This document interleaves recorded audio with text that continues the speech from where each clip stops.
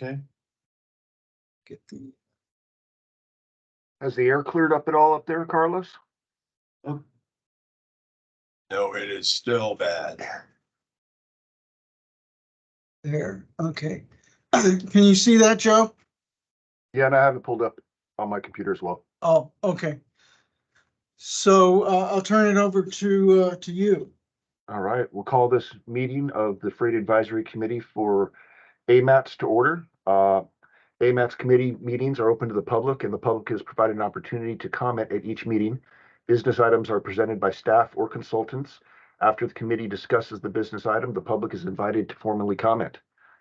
I assume everybody, has the agenda. I guess the agenda is on the computer screen. Could I get a motion to approve the agenda? Well, Joe, before you do that, I think you need the amendment first. The amendment for, The addition of that item of the bike issue that you wanted discussed. I think I'll just reserve that for committee comments. I'm not looking to have the committee okay. make any action on that item. No. I just wanted to talk to the committee about it. Okay, that's fine. So the agenda's in front of us. Can I get a motion to approve the agenda? This is Terry. I move to approve. And this is Steve. I'll second. Thank you. We have quite a few minutes that, could you flash the minutes on the screen, John, or should we just? I do not have those ready for you. My apologies. All right, then we'll move past the minutes. We're down to item number 5, which is action items. We didn't have quorum the last couple of times, so we just have been continuing the status quo, but by no means do I want to. I'll continue chairing the committee, but if anybody else wants it, I'll happily step aside and give you all my support. And just somebody else wants to put it on the resume, they're welcome to have it. Otherwise, would somebody nominate somebody to be the chairman of this group?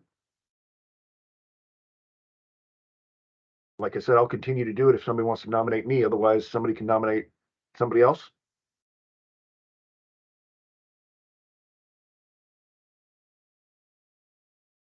All right. I don't think I can nominate myself. This is Okay. Carlos. I'll nominate Joe Michelle as chair. it's Rich, I'll second. Are there any objections? I know that most of the other people on these will, without objection, so approved. As far as vice chair goes, we should nominate a vice chair.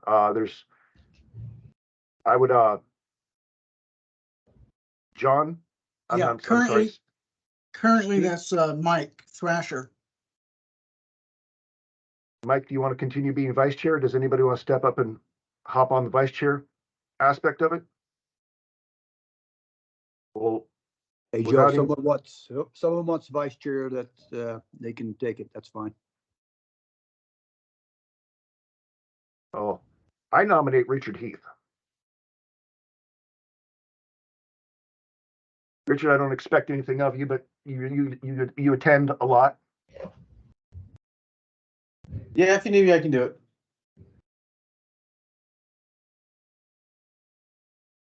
All right, well, somebody, Mr. Rebuffo, would you second it for me? I will second that. All right, are there any objections? All right, without objection. Thank you, Richard, for being the vice chair. Move on to action item B, expected actions of the Freight Advisory Committee for 2023. We're getting better attendance, which is good. We haven't had too many items that have been that we've had to take action on, but there's not questions among AMATS staff, but there's been a conversation of whether AMATS really needs a Freight Advisory Committee if there's not a lot of resolutions or actions coming out of this committee. But I think just keeping a finger on the pulse of freight and finding out, using this platform just in case there is a problem, that we don't have to have too high a lofty goals, but these meetings will take probably about half an hour once a quarter. So I think just monitoring freight and anchorage is the expected actions of the Freight Advisory Committee. But at the same time, if, you know, Mr. Rebuffo or Carlos, if you want to kind of add anything or talk about, you know, port for expectations or. Well, I'll Okay. go ahead and, yeah, I'll go ahead and toss a little something in there that might be an issue, actually in 24, not necessarily 23. I think with respect to 23, what you see is what you get. There's nothing with respect to any of the modernization program activities going on down here that's going to have an effect on transportation related issues. But we're gonna do our best to attempt to get the show on the road with the design of a new road ingress egress out of the port next year. So we may be reaching out for some you know, discussion and advice on how that should go. And we are also anxiously waiting to see where in the construction queue the Ocean Dock Road repairs to the road and the rail that the state is going to undertake at some point, where that's going to be on the dance card. And is that a 24 thing or is that later? Because there's going to be a lot of discussion that's going to have to take place about how much should we expect to not have that road at all, or do we need to take some kind of a position as to whether or not enough of that area has got to get left open so there's some amount of truck transportation that can take place even while the construction's going on, because to shut down completely all the access to the port is gonna make some challenges on how you reroute stuff in this tiny little area down here that doesn't have a whole lot of options. Thank you, Steve. Terry, is there anything that this committee could do to help support your 10-year long-range Ted Stevens, plan? I know that there's always hoops to jump through and stuff like that. Is there anything that the Freight Advisory Committee could give you a resolution or something just to help with your paperwork? Yeah, I appreciate that. Nothing necessarily at this time, but we are in the middle of our 20-year, it's our master plan that we try to do every 10 years, but it's essentially a 20-year blueprint as to how we, see ourselves developing. This fall, early winter, we should have a good handle on any changes that we're going to propose, with regards to where we're going to put future cargo growth and so forth. There may be a point in time when we get to that task that I may be able to reach out to the committee and ask for your support.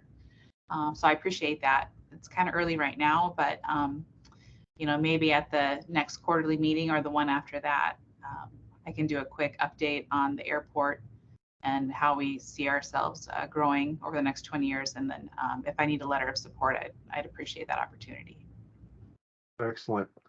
At this moment in time, we may as well ask, are there any members of the public that would like to weigh in or, contribute to the expected actions of the Freight Advisory Committee for 2023?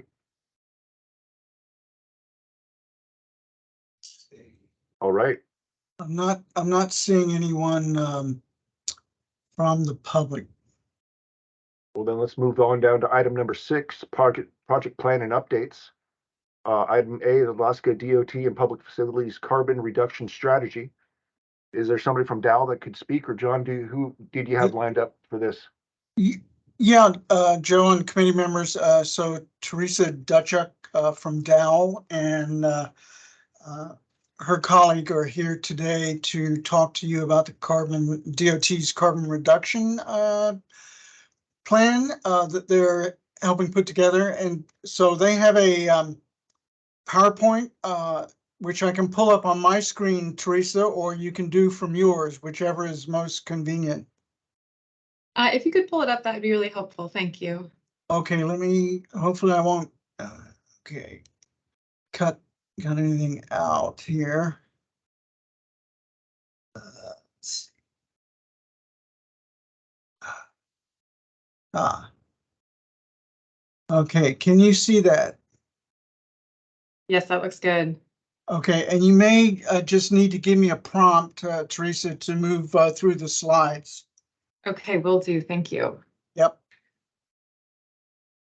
All right, well, thank you everybody very much for allowing me to present today. My name is Teresa Duchek. I work with Dow. I'm an environmental specialist, and we are producing a carbon reduction strategy on behalf of DOT statewide planning. Next slide, please. So as an overview of the planning process and an introduction to where we are in this process, this stems from the bipartisan infrastructure law that was signed into law November 15th, 2021. And that law included provisions for a carbon reduction program, which required a carbon reduction strategy within 2 years. In September of 2022, DOT allocated funds from the carbon reduction program in their STIP. And this slide was created before the new draft STIP was out, so it can be updated soon. And then Dow was contracted to complete the carbon reduction strategy in April of 2023.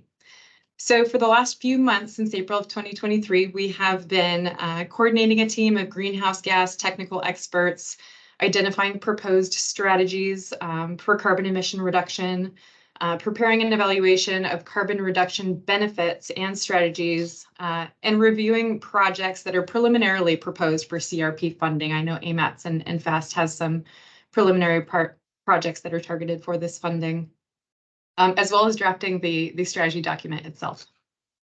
So one of the data gaps that we have for our strategy is the MPO input, which is ongoing right now, June, July, and now August of 2023. And we expect to have a draft carbon reduction strategy for public review September of 2023, with a public comment period from the 1st to the 30th.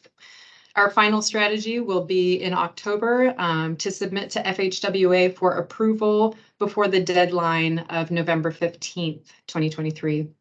So this is a living document and will be updated every 4 years. Next slide, please. So the carbon reduction program, the law itself outlined a number of different projects that are eligible for funding. And so the types of projects identified in the program largely fell into 4 construction categories and 1 planning category. The top 4 bullet points on this list are the overarching strategies that we are proposing. The smaller text are project types that we have identified as suitable for meeting those strategies.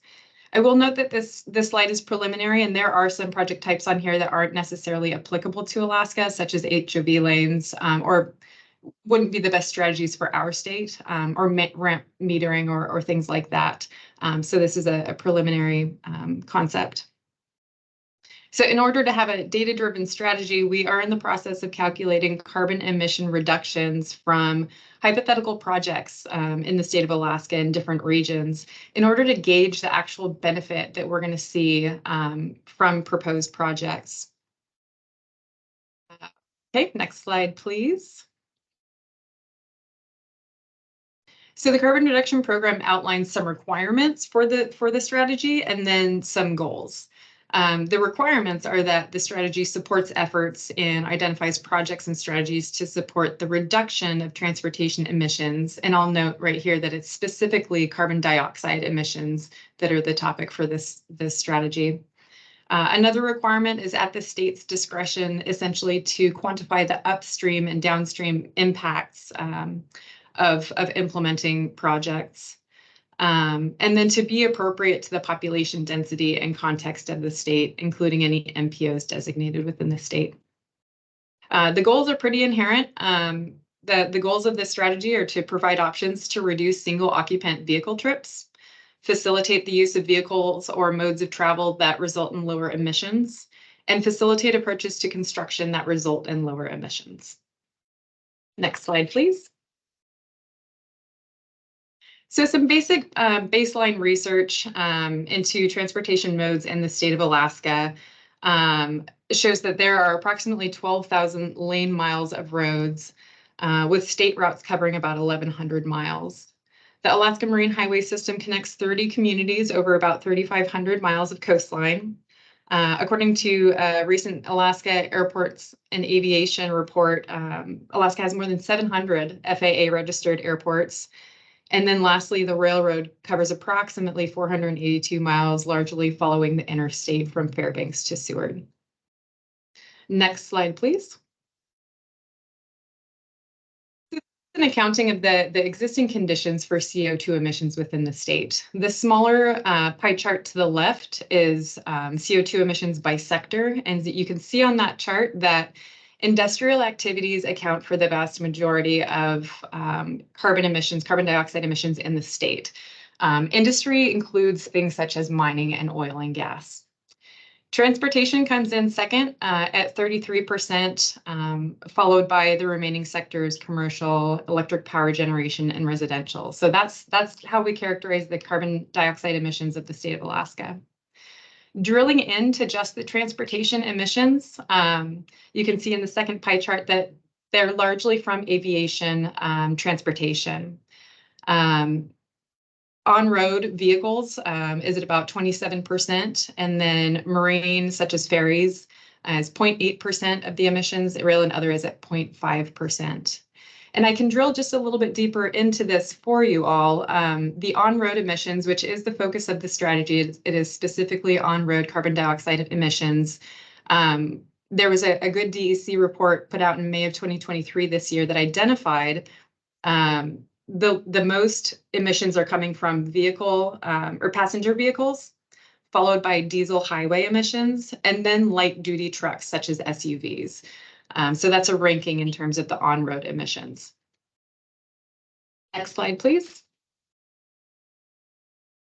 So this slide shows a breakdown of the formula funding that's outlined in the carbon reduction program.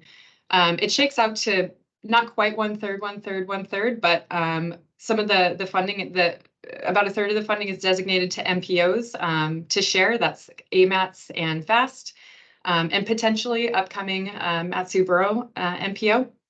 Another approximate third, a little bit less, is to small urban and rural areas.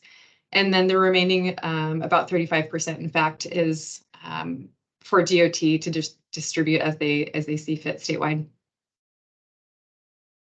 Next slide, please.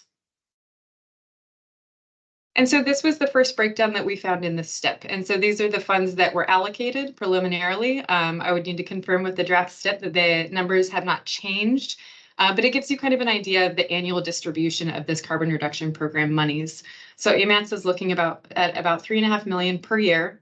FAST is a little bit less than $1 million, and then statewide is going to be ranging in the lower $11 million per year of CRP funding. Next slide, please. So this is kind of a task schedule for us. Again, we started this project in April of 2023. We have been drafting the strategy and meeting with MPOs in these first few months. We met with FAST planning on May 3rd and May 17th. AMATS has been July 13th, 27th, and now August 9th. Our draft plan will be published in September with public meetings that are tentatively scheduled for the 18th and the 19th of September in Fairbanks and Anchorage, respectively. We'll certainly put out public notice to that end. So yeah, we're looking to finalize the plan as soon as that 30-day comment period concludes on September 30th, and get that plan published as quickly as possible for that FHWA approval. Next slide, please. So some questions for this committee and for AMATS in general is what we're looking for is strategies that are specific or project types that are specific to the AMATS service area. And then from this committee, it would be nice to hear ideas in terms of how to reduce emissions coming from freight transportation. There is a specific provision in the carbon reduction program law itself that includes efforts to reduce environmental and community impacts of freight movement. So there is called out language that that freight movements is a target of this strategy in this program. Next slide, please. So that wraps up the presentation that I have. I wanted to provide an overview of the project and the preliminary strategies. And we really look forward to getting all of your perspective and comments. I know it's a little bit late in terms of the timeline, but we will have an open public comment period. And we're really hopeful to get feedback from AMATS, especially the freight committee. Would you be able to provide us with kind of the wording that came out of the act that specifically outlines, freight versus just on-road transportation?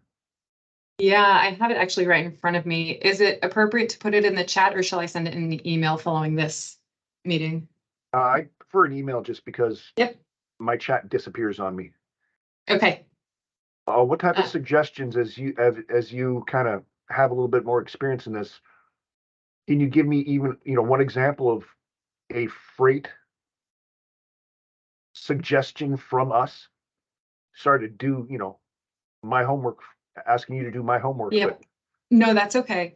So I'll tell you what I have incorporated preliminarily in the strategy right now is transition of freighters from traditional energy sources or traditional gasoline sources to biodiesel or alternative fuels, or electrification if possible.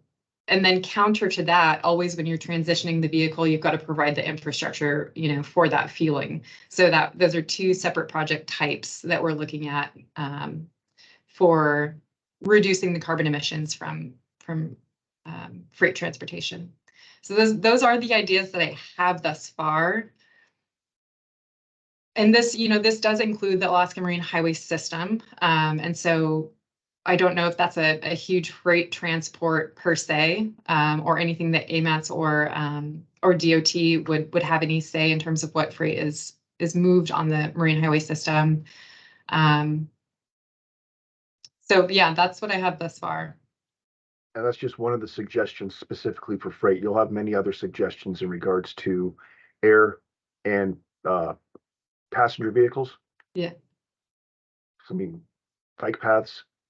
Yes. Not to be tongue in cheek, but that gets cyclists and vulnerable people off the roadways. So big fan of bike paths. Yeah. The non-freight recommendations that we have there's quite a few of them. Yes. Are there any other questions from the committee? Is there anybody from the public that would like to make a comment or ask a question? I'm not seeing anyone from the public, Joe. All right. Well, thank you very much, Teresa, for your time. Thank you all. And portion B of section 6 of the agenda is Destination UMED study update. That would be me. So as folks may know, we have wrapped up the public comment period for the Destination UMED project, and wrap that up. We didn't have an outpouring of public comments. I think we got 7 grand total of 7, but we're putting those into a public comment response table, and those comments and the final plan and the strategy toolkit will be presented to the technical advisory committee and the policy committee here in September. So, and then we're hoping to start doing some implementation shortly after that. This isn't just a rebirth of the UMED access road? No. Okay. No, it did not look, the study itself did not look at any specific infrastructure projects. It was more programmatic and policy directed, but there were some infrastructure pieces that were identified in that study that could be pursued, but it did not focus primarily or even secondarily on the road. But it was mentioned in various meetings with the project management team and the stakeholders, but and among some of the public too. So that's all I had for you on Destination UMED. Any questions from the committee? Or from the public? Doesn't get. All right. AMATS safety plan update. Okay, that will be me again. I'm standing in for Joni Wilm, who's our bike and ped coordinator, and she wanted me to let the committee know that there are two things that she's currently working on that will be of interest to the committee. One is the safety plan, and I can send you the email link to the committee members for that. There will be a safety plan open house in October. Date and time is still to be determined. And if there are any specific comments from the committee members on the safety plan, Joni is certainly willing and able to chat with folks about that. And she can come back when she's available at the next meeting as well. The second piece that Joni is working on is the complete streets plan. And that will be starting in fall of 2023. The plan will combine an analysis of street classification, street typologies, complete street principles, and planning recommendations, and the creation of a street typologies map for the AMATS area. And the plan will encompass a 2 to 3 year planning horizon and will include numerous stakeholders, of which this committee, I would presume, would be interested in following and commenting on this, as well as other local city and state agencies and the public. And again, Joni is more than willing to come back and keep you posted and updated on the complete streets plan. So those are the two items from Joni. Definitely, we would like to extend an invitation to Joni for the next Freight Advisory Committee meeting. And I would encourage members of this committee just to Google up complete streets, you know, the Anchorage 2050 plan. And they do have some web pages, and it's we got to be, you know, polite members of society, but any way you look at it, complete streets comes out of the shared streets. So they're asking to take lanes away from motorized vehicle traffic. That's when it comes down to brass tacks, that's what complete streets means. So we got to keep a very watchful eye on this. And, you know, it's not a bad idea in some neighborhoods, but, you know, we don't need it down a C Street corridor. So there's going to be an ongoing 4-year long, 5-year long, you know, for the duration of this committee's existence, we're gonna have to keep an eye on, you know, where they're eyeing complete streets. So something very serious. Are there any comments from staff in regards to item number C? I mean, not staff, from the committee? Anybody from the public have any comments? I don't see anyone from the public, Joe. Thank Hey, you. Joe. Yes, sir. Yeah, apologies. I was distracted, and I'll tell you why, because that was the comment I wanted to make. So we're going to have a busy few days coming up here. Tomorrow, a congressional delegation led by Congressman Graves from the House Transportation Infrastructure Committee is coming to town and will be visiting and spending a couple hours with us down here at the port. And then we pass him off to the railroad, and they'll spend a couple hours at the railroad, get a train ride down to Spencer Glacier and back. And then they're off tomorrow or the day after tomorrow to talk to some of the native corporations. So yeah, we've been feverishly doing all the planning to entertain these folks tomorrow. And then next Tuesday, Secretary of Transportation Buttigieg is going to be in Anchorage. So, and he's going to spend, again, a couple of hours down here at the port as part of his itinerary. Where he's going, where else he's going, your guess is as good as mine. But I know we're going to have him for a couple of hours, times to be determined, on Tuesday the 15th. So it's Congress, you know, Congress's recess. So Senator Murkowski and Senator Sullivan have been beating the bushes to get some of these folks up here to lay eyes on Alaska. So then they've been pretty darn successful at it. So we'll be helping to show the place off. Exciting.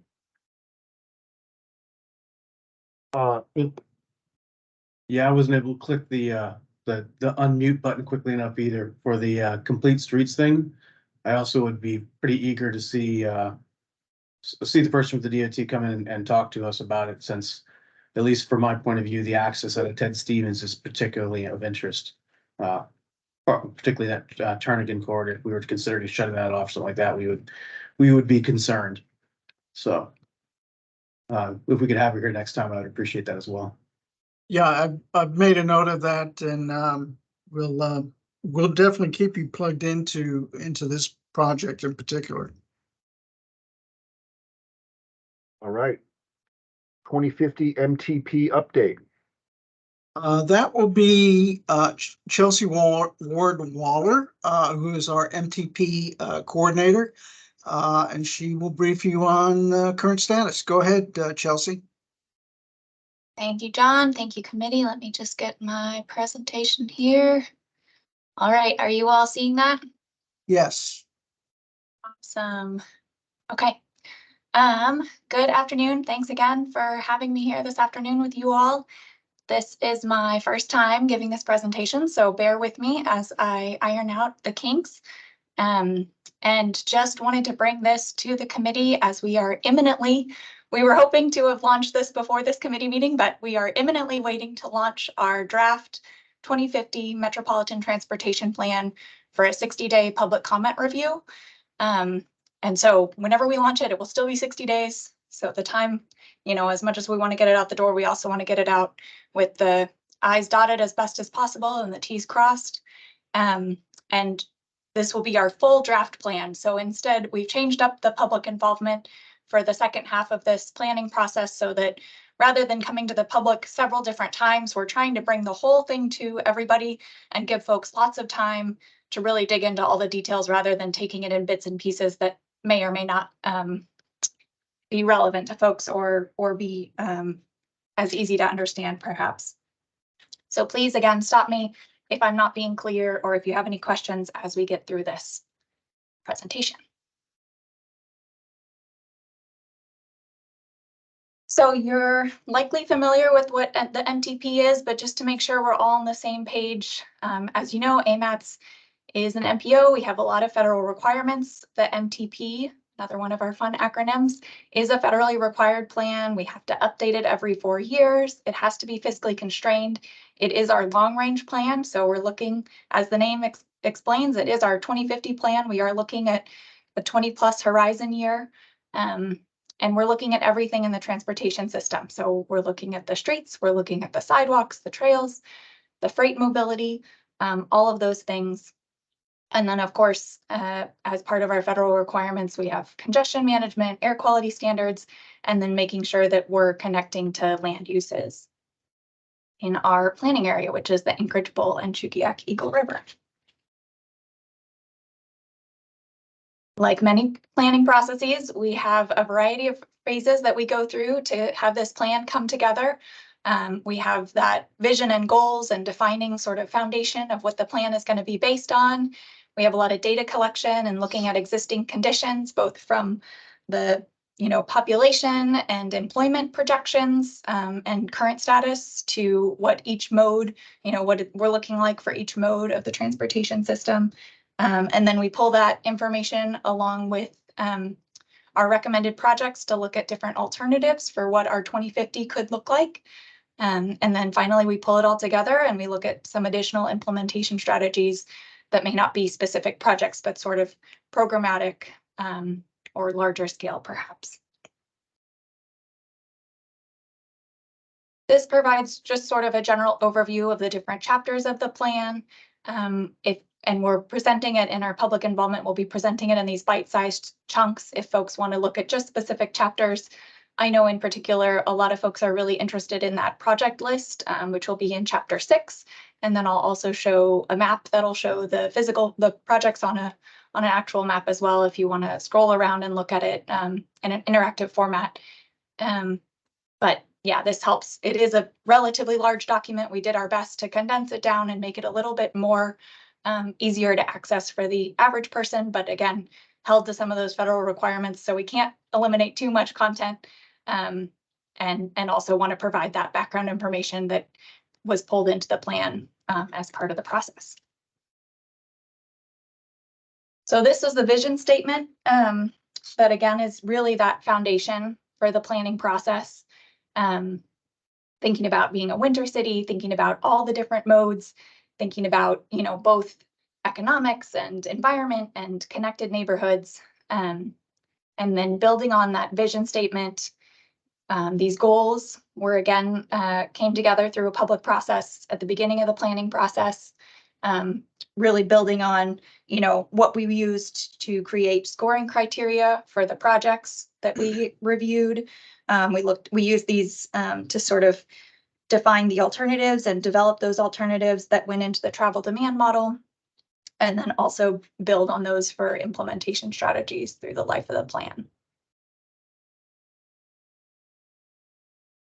So as I mentioned, we looked at some existing conditions, some of that background information. We considered challenges and successes of different modes of transportation in our area, and we go into these in much more detail in that chapter of the plan. We looked at sort of what our different mode share looks like currently, and that also we compared to what those future scenarios could be, both, you know, if everything stayed the same, what that 2050 reference scenario would be, we called it, or if we, you know, increased transit or added in all these projects that we proposed or changed density in different areas of town.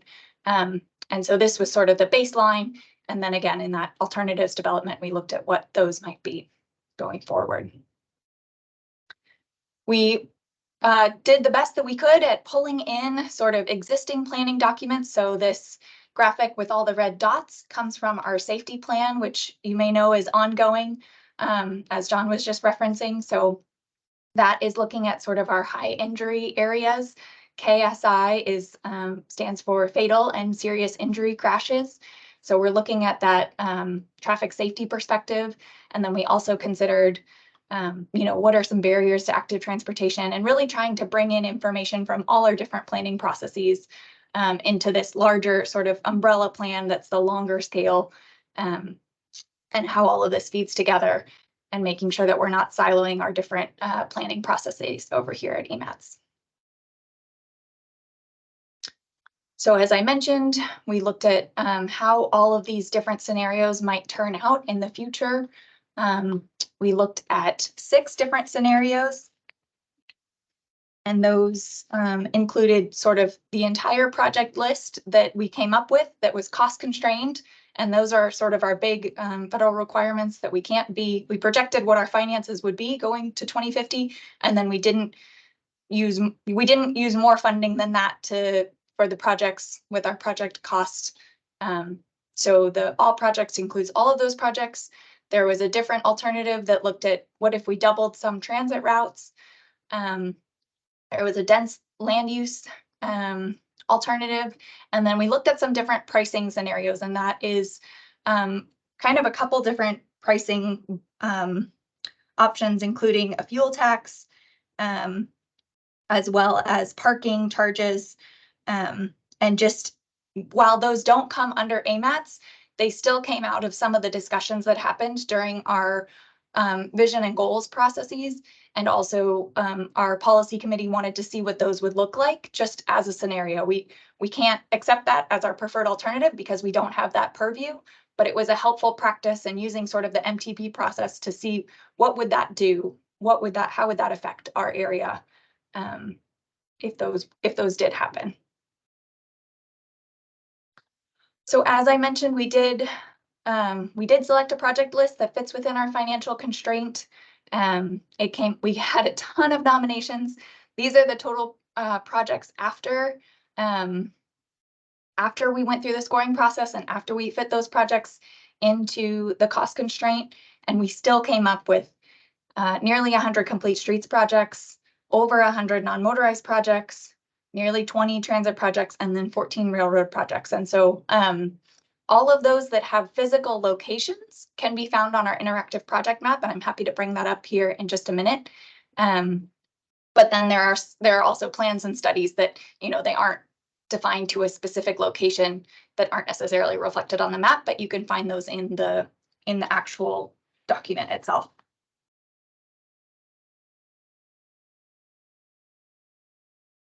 And then, as I mentioned, not everything that we want to do between now and 2050 fits into a physical project or a plan or study. Some of those are implementation strategies and more policy level actions.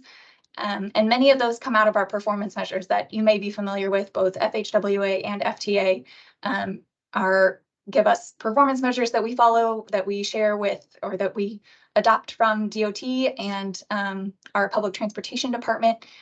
So we're looking at, building on how we can make improvements on those performance measures, and then also implementing some local performance measures that are related specifically to Anchorage.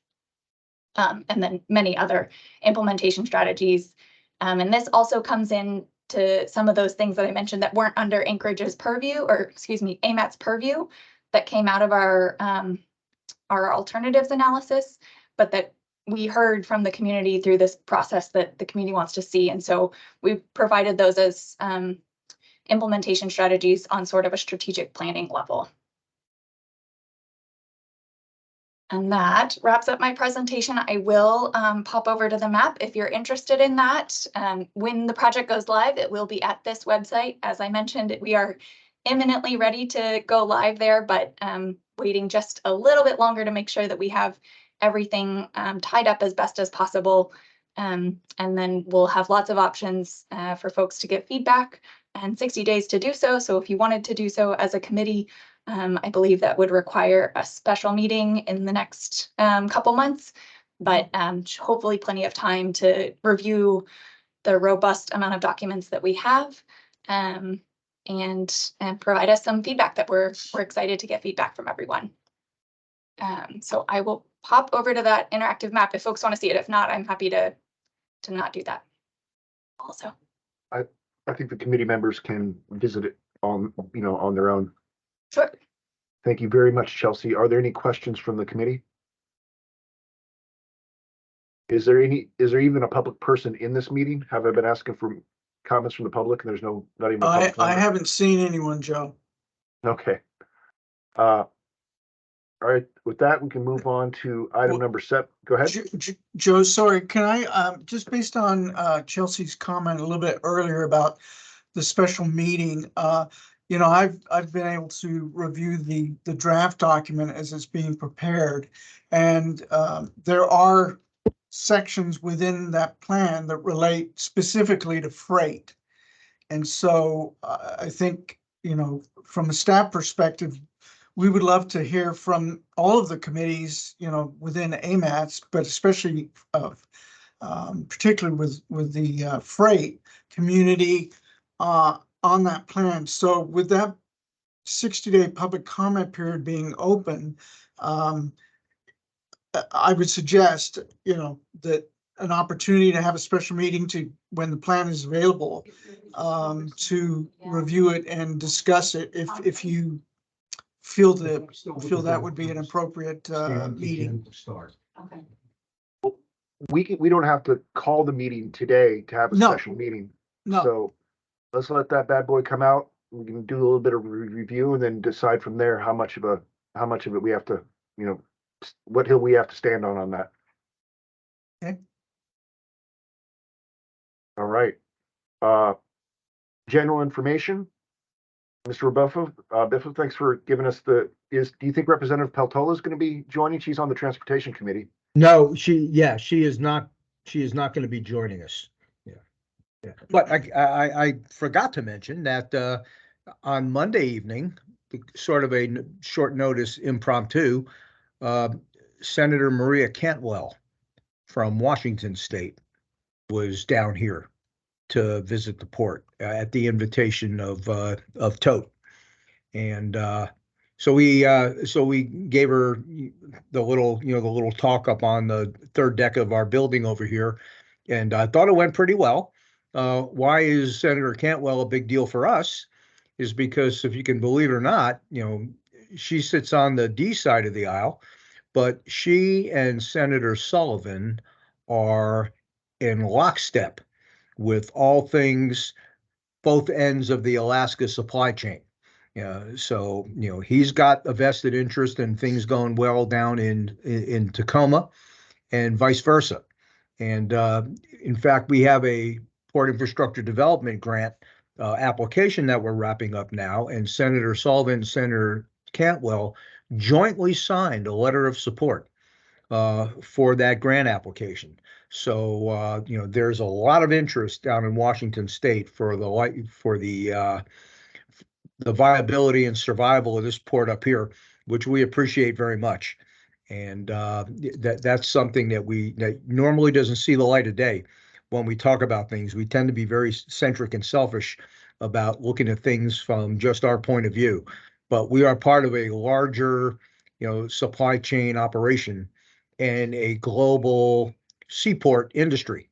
So we have to look at things in that context whenever we're looking for what's best to do for this port. And to get that kind of support from a senator that doesn't even live here is a big deal. So I thought I would also share that. And the other thing I'll pass on is it's not that there's no construction going on down here. We still are underway on the precursor phases to the cargo dock construction. We've got up on the north end of the port, there's an operation that we call the North Extension Stabilization going on. What we're basically doing is creating a new stable shoreline for the north part of the port above where the tote operation is right now, because we need to do that first before we rip out all that crappy sheet pile that's out there potentially to be problematic for the future around here, because it's buckling and kind of losing its strength. Not what this was supposed to do, but the reality of it is that's what's happening to it. And all that's got to come out so that we can make room to do the construction project, the construction on the new cargo docks. The Assembly has approved the basis of design, the basic design concept, said another way, of the first cargo dock. So now we've had that to turn the designer of record loose on. They will have that to 65% by December, which means we can start to make some real hard decisions with respect to what that particular berth is really going to cost us. And it also gives us a launching point to start to finish the conversations. We've started them already, finished the conversations on what the final design will be for the second cargo dock. So that's pretty exciting to be out of the starting gate at long last after a couple of years of just waxing philosophical about what the right thing to do is. The Assembly also, not at last night's Assembly meeting, but at the 1-2 weeks previous, gave us the authority to put in place in the tariff a surcharge, so that if there is any money borrowed through the selling of bonds for the PAMP, we now have a mechanism for adjusting the rates down here so that we can make good on the payments that we'll have to make on those bonds. That was also a huge step forward, and they set the rate as uniform, which makes the math incredibly simple. And that's so that's the way ahead on financing. So when people tell you that, or when people say you don't know what you're doing with the financing for this thing, I can raise the bullshit flag now, because not only do we go after federal grants, and not only do we lobby with the state to provide the resources and the capital program allocations for this modernization program, because it's not just Anchorage that's benefiting from it. Now we have the mechanism for making up the difference between what it is we get through the grant programs with revenue bonds, so that we can stay on schedule and get this thing done. So a lot's happened in the last since we all convened last and had a meeting. So the cargo dock show is on the road. And, that's going to give us enough business down here to amuse ourselves for the next 10 years. So we're excited about that. Thanks, Steve. That is Just a exciting quick- stuff. Just a quick question, not to take away from the importance of the port, which we know is the most important component of freight coming into the state. But with this congressional visit, is there any plan for them to perhaps, to spend any time at Ted Stevens? You know, I don't know, but I would, because we don't have control of the entire agenda. Or not agenda, the entire itinerary. They've kind of, told us that at least tomorrow, they'll be here in the morning and they'll be at the railroad in the afternoon. If there's a stop at Ted Stevens en route or as part of this trip, it's unbeknownst to us, Rich. Haven't heard.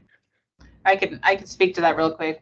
We did have FAA reach out to us and they were trying to coordinate a visit, but it looks like his schedule is getting super tight. And so it's boiled down to essentially FAA doing a presentation and mentioning how cool our airport is. So. Third largest freight airport in the world, you think they might stop by, that's all. I know you would think, right? But yeah. Excellent. Yeah, you need to be crumbling and falling apart more. Yeah, If you want to get somebody's attention. Yeah, we try to avoid that. Yeah. Wise, very wise. All right. The last thing, and I'll make sure and get you guys out of here before the top of the hour. I think I have the ability to share my screen. Can you guys see this ordinance? Yeah, yes. This one is the one that you've been reading in the paper in regards to kind of improving the rules around bicycling here in Anchorage. It got, this didn't come out of, the pedestrian and bicycle committee, our sister organization, but a lot of the things that were kicked around in that committee is just as far as ideas and things of that nature. There was a representative, an assembly person that just, packaged it all up into an ordinance and it got passed yesterday. In reading through it, there was nothing that was really harmful to freight. There's concerns about, bicyclists kind of getting to roll stop through four-way stops and things of that nature, but there's nothing that was, worth screaming at the assembly about. But I just wanted to bring it to the committee's attention that, sometimes the other user groups of the roads can just throw a fastball right down the thing. There's nothing that we can do about it if they get an assembly member to sponsor, I call it a bill because I'm from the legislature, but for, this ordinance, which brought up a couple things to me. First off, I got to start watching that assembly a lot more closer because, there is a public comment. I should have been able to see this. I think it first was proposed on July 11th. And second off is, I'm not assigning homework to any of the members of this committee, but I'm definitely going to take it upon myself to learn a little bit more about the Anchorage Municipal Code, because there could be some things that, are sitting on the books that we could improve by taking the same kind of course of action. So I'm going to be trying to learn a little bit more about Anchorage Municipal Code and see if there's anything that, the trucking industry is leaving on the table or freight's leaving on the table that could be accommodated. So I just wanted to let people know that, a win for the bicyclists isn't a harm to freight by any means. I'm not proposing that, but they definitely didn't check with us or anything. So that's all I have to say about that. There's a couple questions, Joe. James Starzak was first. Go ahead, James. Yeah, I just wanted to interject and say I have something for agenda item 9. So if you just don't blow by that, please. Okay. And then Steve Rebuffo had some follow-up comments. Yeah, not a comment, not a question, just a process comment. First, it's never a bad idea to go to the Assembly's website and look at what the agenda is going to be for an upcoming Assembly meeting. When it comes to those items that are going to be part of the public hearing piece of the agenda, the way it works is at the Assembly meeting prior to the meeting that it's going to be back on the agenda for the public hearing, there's an introduction. They introduce it for public hearing. So that's on the consent agenda, person, part of it. 10, all the 10s on the agenda are all the consent agenda items. And I forget which 10 alphabet letter it is, but the title is Introductions for Public Hearing. So if you're looking to see what might be of interest for reacting by coming in and making public comment, then that's where you would find it 2 weeks before you actually have to come and do your talking. So that's how the agenda process works. Now, anything that's on the consent agenda otherwise, there's no public hearing part of it. Yeah. So if they come out and they say, we like all the stripes down the middle of the roads painted pink, and it's not a public hearing, and they decide they're just going to mandate that, then that would be on the consent agenda part, and you can't say a word about it. But if it's something that falls into the category that requires a public hearing, and that's laid out in the code as well, then yeah, they'll put it on first to introduce, and then 2 weeks hence, they'll have the public hearing, which doesn't necessarily mean they'll make the final decision. Because if there's enough excitement and interest in it, they may postpone the decision and extend the public hearing another meeting or 2 or 3, which tends to happen when it's budget time. But for items like this, yeah, to give yourself the heads up, you got to look at every agenda and look at the part that says introduction to public hearing to find out if there's anything there that might be of interest to you. And then you can go to the website and you can get the ordinance and read the ordinance and find out what it says. Yeah. So. Thanks. I learned a lot in the last 3 minutes. I think committee comments is where we're sitting right now. If there's no more comments from the committee, public comments. James, did you have something that you wanted to bring to the committee? Yeah, thank you.